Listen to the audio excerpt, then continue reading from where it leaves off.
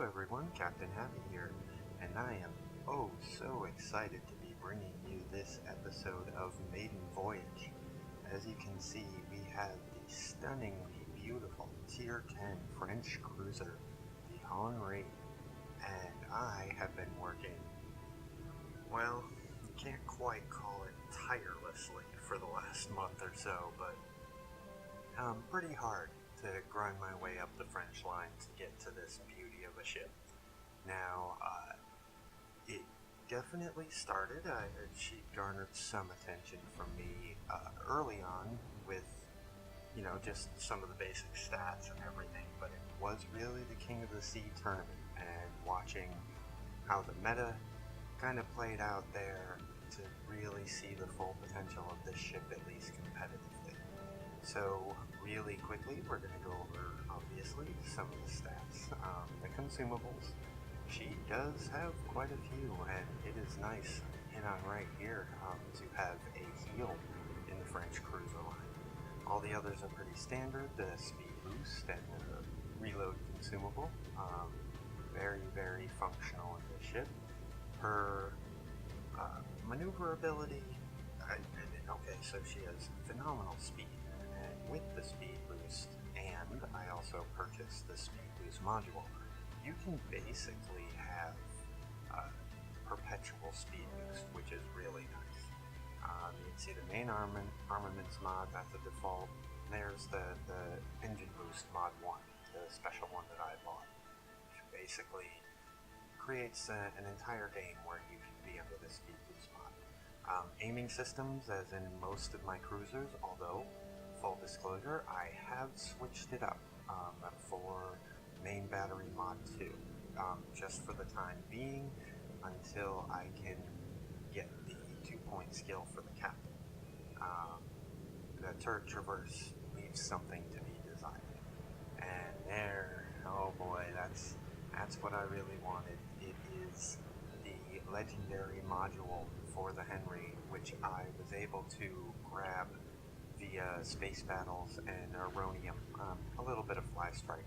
Now, downside, you sacrifice the concealment mod.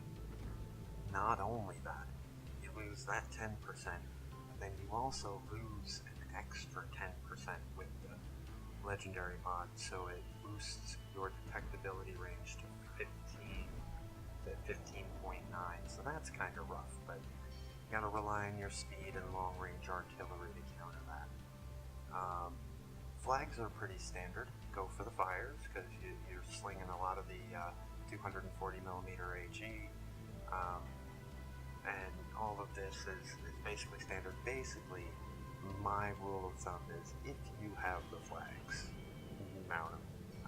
A real nice change in wargaming recently in World of Warships was the ability to purchase signals for coal, which is nice. If you aren't eyeing a particular ship at the moment, that's where a lot of that resource is gone for me. So really, I'm just kind of having fun here, going over some of the different camos.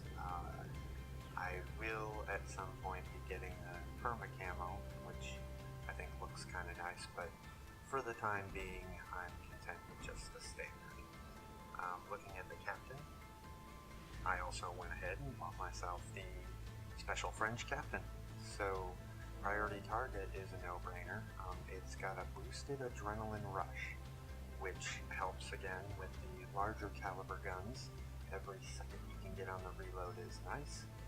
Superintendent to give myself an extra charge on all of those wonderful consumables. Concealment expert, and then IFHE, the very big, probably the big captain skill on the Henri with the 240mm guns, because it does, there's expert marksman, that's what I'm going to get when I get 2 more points. But the IFHE allows your 240mm guns to penetrate 51mm of armor, which basically means nothing is safe from your high explosive. And boy, can you tell. In particular, shooting other Tier 10 battleships and ships like the Stalingrad. So, this is a part of the Maiden Voyage series. This is my very first, my maiden voyage, as it were, in the Henri. And though I had a very reasonable game, um, I don't remember offhand right now, but I finished with over 100k damage. Uh, the reason I felt it the way I did about this replay, and I was going to post it no matter what, being it the first time out, this game was absolutely one of the most back and forth and competitive, kind of down to the wire games that I've played in quite a while. Now, a little disclaimer on that, because I played this game on Monday, and it was one of the first games I played after logging on to World Warships, and so in my own head, the bar may have been slightly lower. As many of you know, play over the weekends is interesting. And without going one way or another about the quality of play specifically, or the player base or anything like that, one thing that tends to happen a lot during the weekends is a real lopsided nature to the overwhelming majority of the games that I play. They either, the team you're on either steamrolls the other team and it's a pretty quick, decisive victory, or vice versa. And really, when you're just playing in randoms, it is what it is, and it's a coin flip, and sometimes you're on the team that wins, and sometimes you're on the team that gets hammered. But where I've really not enjoyed that dynamic to the game on weekends is that it coincides on the weekend with naval battles, which is a clan versus clan thing that World Warships started doing a little more than a month ago, maybe 2 months ago. And the real reason that it's a problem, well, I don't have to go into losing. Obviously, it's a problem to lose. Your objective is to gain a certain level of XP for a certain kind of ship to gain a star. And if you lose, it becomes exceedingly difficult to actually attain the level of XP you need. But that's kind of, doesn't even really need to be said. What is more relevant to me is then winning. So naturally, if you win, the XP gets boosted pretty dramatically. So it is important to win to try and get as much XP as you can. The issue is, if your team wins too well, it becomes almost as difficult to get the amount of XP that you need as in a loss.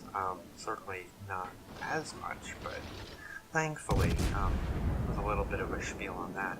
That's not relevant in this. This is on a Monday, this is after the weekend, no naval battles, no clan battles.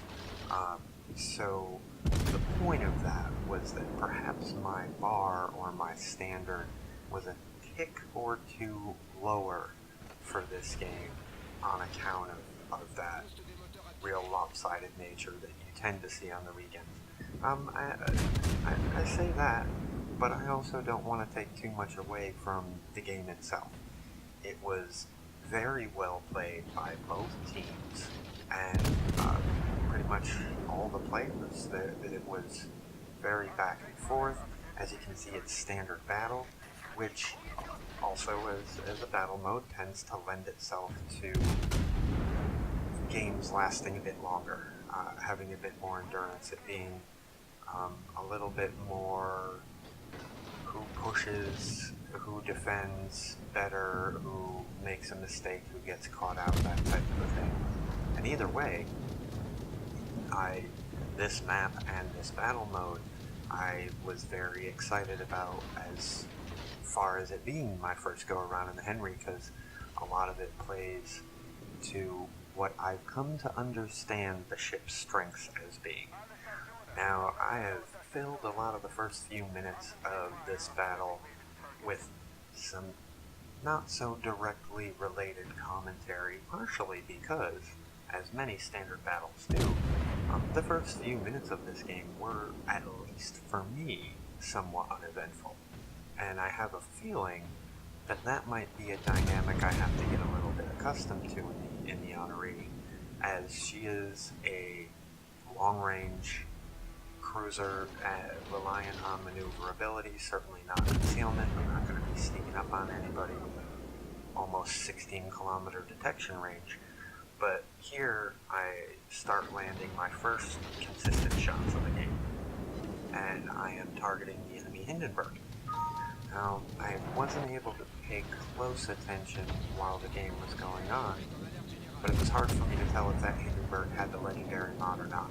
Now on mine, I do have it, and I have a couple other captain skills that make the duration of fires 10 seconds, which is absolutely phenomenal. But the point being, with the 2 fires I set on the Hindenburg, it was very difficult for me to tell whether or not that captain is, or that ship is equipped with the legendary, or if it was 10 seconds just expiring. But either way, I decided to keep up with the high explosive and get a 3rd fire, just in case it wasn't a legendary. And then, all of a sudden, I see a Shima pop up in the middle, and this is, oh, this was nice. Making the turn right at the right moment, and almost about 10 kilometers away was the perfect range. 240 millimeter guns, they're no joke, especially when it comes to destroyers. So he was quickly dealt with, or as quickly as I could help our friendly destroyer in the middle there. Start shooting at the Montana, and I notice my priority target lights up. Now this is a good example of both the maneuverability, as you can see there, I dodged the shells, but using the ship's maneuverability and range and priority target to as much of a benefit as I can. Where I notice, and you can see here, right where that Monty's guns are pointing, until the priority target says no one's aiming at me. And then I know I'm free to show a little bit more skirt, get more of my guns on target. I see him kind of turn back, and that's my cue to, as you can see here, hit brakes. Now I'm taking a bit of a risk. I'm still showing a lot of side, but the Henri, unlike every other French cruiser in the line, does have a bit of trolley armor. 25 millimeters cover most of the bow and stern, and a couple sections are 30 millimeters, I believe. Which, you know, it's not gonna stop well-aimed shots at your citadel. But that's enough to, in combination with some active maneuvering, really mitigate some of the damage, certainly, that you would take in other French cruisers in the line. So I start focusing the cruiser first, and I used my reload consumable there, and that one was a little bit more questionable. You can see consistent 5K salvos with the HE, man, that's nice. Usually I'll try to wait until I know the damage control party's been used to hit the reload and try to light a few more fires. That time he was getting low enough and burning long enough that I felt like getting the extra shots before he got out of range would probably do the most damage. But he starts getting kind of out of range, and at this point the enemy CP starts taking an interest. So far I have taken no damage, which is nice, but that's about to change. Thankfully it doesn't change too much, so you don't have any fighters on the enemy, but you do still have the defensive fire consumable. And for what it's worth, you can see I shoot down 4 of the planes after the first attack, and the first attack, it did a chunk of damage, and I'm kind of letting it burn because I now notice prior to target I got 3 looking at me. So I didn't want to put the fire out case I had much HE coming my way. Instead, I'll use the heal and try to mitigate the fire damage in that regard, and it worked out pretty well. Now, what confuses me a little bit here, I can tell, based on what I'm seeing, that a Moggy is shooting at me, or targeting me, and the Hindenburg is targeting me. But there's one more, and can't quite tell who it is. Now, all of a sudden I see to my left there's an Udaloy and a Yami, and quickly, well, I guess it goes down here. I know the priority target got to 4. Wow. Bye-bye Hindenburg, that was nice. That's one way to make the priority target drop down by 1. But the Udaloy and the Yami on my port side start firing at me as I am the closest target to them. And here was definitely a bit of a holding the breath moment. My speed boost was on cooldown, both of them were shooting at me, and I was giving them as much a broadside as I can. But, as you can see, even without the speed boost consumable, the Henri's no slouch in the speed department, and I was able to get myself behind some hard cover before I took a real serious amount of damage from either one of those ships, and I guess I got a little bit lucky with the Yami salvo. As you can see the battle going on here, we're down on points, we're down on ships, but our friendly gearing up in the north has made a very bold and very important move, and starting to take the enemy cap, which will, if nothing else, freeze their point game and allow us to come back to a certain degree. Still garnering some attention from the enemy CV, so I pop my anti-air again, hit the brakes, not quite enough to avoid all the torps, but it was really close. And that's the one nice thing that I have noticed about the Henri's anti-air is one strike will always get through. This is a tier 10 CV, the Audacious. But so far, and yes, this is the first game, I played a few others since, but so far my experience has been that the CV will get one strike, and I will eat most of their planes alive after that. So I still wait to use my damage control if there's something like a flood, and you'll see another example of that coming up. But generally speaking, the CVs have only really managed to get one strike off on me when I'm their focus, and that's been nice.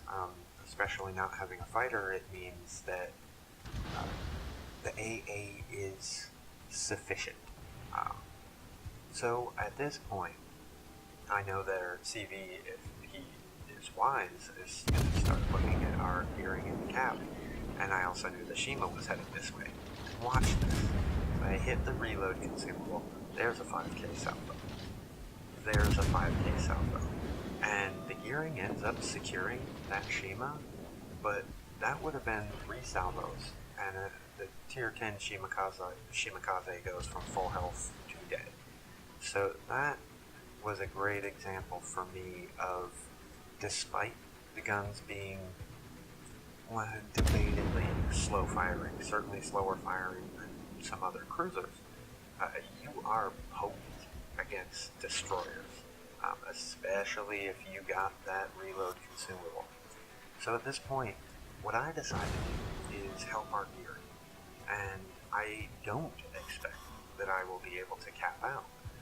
What my intent is here is to really take attention off him, maybe allow him to get closer to capping out the enemy base by taking some of the fire, even if it costs me. Enemy Henri there, looking to come back and defend, and putting some good shots on me. Here come the Audacious torpedo bombers, and at first, this move, slamming the brakes and going hard to port, was perfect. And then I oversteered. I was anticipating taking 1 torp, but I don't correct enough, and I end up taking 2. Not the end of the world, but it did force me to burn my repair party. So, myself and this Henri kind of come face to face with terrible amount of HP. And the only reason that's not a good thing for me is I've only got one gun facing him, and he has all 3 turrets facing me. So this is a little bit of a mismatch at this point. I'm just counting the seconds till my my heal comes back up to give me a little bit of a boost. Still firing that one gun. Thankfully, my fire RNG helps me a lot, and I get some supporting fire from our friendly Yamato in the back there. And combined, we work the Henri down, and there's some fire RNG working against me. But man, if I had landed those 2 salvos right there, oh, it might have been different. But as it turns out, I go down here, but not before I get a last salvo, a last fire, and it's just a flesh wound award. So, that was, in my opinion, a very reasonable trade to make, considering I helped take some heat off our friendly gearing, who is in the Capt, who is preventing the enemy team from any points gained, though he is perilously low in health.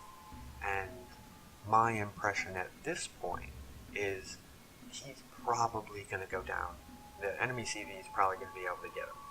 But the enemy CV, I'm not sure exactly what was going on, but he finds himself in a very, very bad position where he pushed just a little bit too close to our friendly Yamato there at the back, and allows our Yamato to keep him sighted and keep getting shots on him. So at this point in the game, it's 2 ships to 2. We do have about 100 point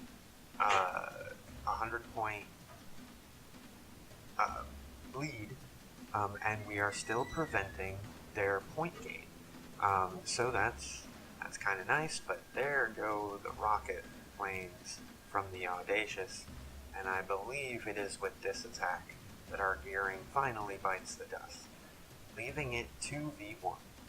A Yamato versus a Yamato and an Audacious. And I try to keep the camera in sight long enough to catch it. Yep, there he goes. So at this point, my impression is, and wow, our Yamato's been doing really good work on the enemy CV, that our gearing, though we both died, I was thinking we held off the Capt long enough that we might be able to win on points. But as it turned out, it was pretty close, and if this Audacious had dropped off, I think the game would have gone the other way. If he had pulled into this little corner on the left here and put himself out of line of sight of our Yamato, then this game could have gone it would have gone the other way. As it turns out, he did not. Our Yamato finishes him off, puts us back up by more than 100 points.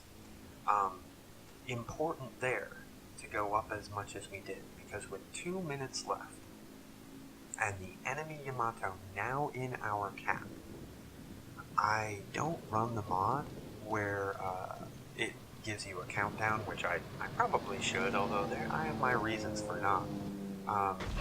If our Yamato had not gotten the enemy CV, and the enemy Yamato got into our Capt to stop our point gain, 2 minutes was absolutely enough time for the enemy to retake the points lead, and that would have been the end of the game for us. And we have here a bit of and myself and a couple other people in chat are holding our breath, because we know where the enemy Yamato is, and our Yamato is turning broadside to him, and it would just be one more big salvo to probably not kill him, but maybe put him in a really bad position as far as winning this game. But he gets himself turned enough, he gets himself angled enough, and I think the enemy Yamato may have been behind the island and unable to shoot.